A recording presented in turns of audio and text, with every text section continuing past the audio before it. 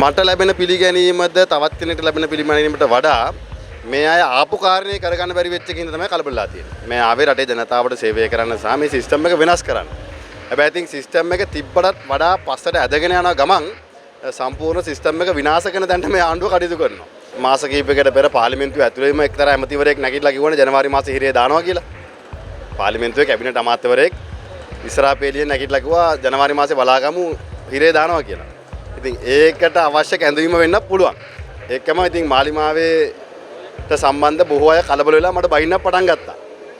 හැබැයි අනිත් පැත්තට උදේ 9 මාට පෙනී හිටින්න කියලා කොළඹ 9:50ට ලියුමක් ගෙනත් දෙනවා තංගල්ලට. ඒ කියන්නේ පොලිස්පතිවරයා දන්නේ නැහැ තංගල් ඉඳන් කොළඹට තියෙන දුරවත්.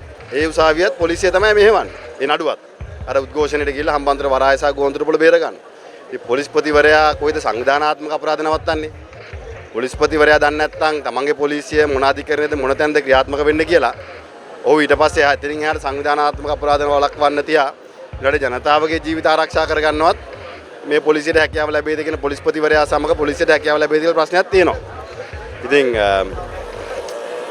ආණ්ඩුවට තමන්ගේ වුමනාව පරිදි මේ ආයතන ක්‍රියාත්මක වෙන්නේ නැත්නම් ආණ්ඩුවේ මැති ඇමතිවරු හිතන් ඉන්න දේ උනේ නැත්නම් ඔවුන් හිතන් ඉන්න විදියට පොලිසිය හැසිරුන්නේ නැත්නම් අධිකරණය හැසිරුන්නේ නැත්නම් නීතිපති දෙපාර්තමේන්තුව හැසිරුන්නේ නැත්නම් ඒක උන්ට හොඳ නැහැ. හැබැයි ඔවුන් කියන විදියට ගල්ලංගුරු ගෙනාවම දඩයක් ගහලා යවන්න පුළුවන් නම් බාල ගල්ලංගුරු ගෙනල්ලා කැබ් 1750ක් ටෙන්ඩර් කැඳවන්න නැතුව ලිමිටඩ් ටෙන්ඩර් එකකින් කැඳවලා එළියට දෙන්න පුළුවන් නම් කන්ටේනර් 323ක් ඔවුන් කිව්වම එළියට පන්නන්න පුළුවන් නම් කුඩු කන්ටේනර් දෙකත් කුඩු තියනවා කියලා දැනදැනත් ඔවුන්ට ඕන වෙලාවට පන්නන්න පුළුවන් නම් එතකොට පොලිසියත් හොඳයි නීතිපතිතුමත් හොඳයි අධිකරණයත් හොඳයි. හැබැයි ඔවුන්ට විරුද්ධ වෙනකොට තමයි මේකක්වත් ඔවුන්ට හොඳ නැති වෙන්නේ.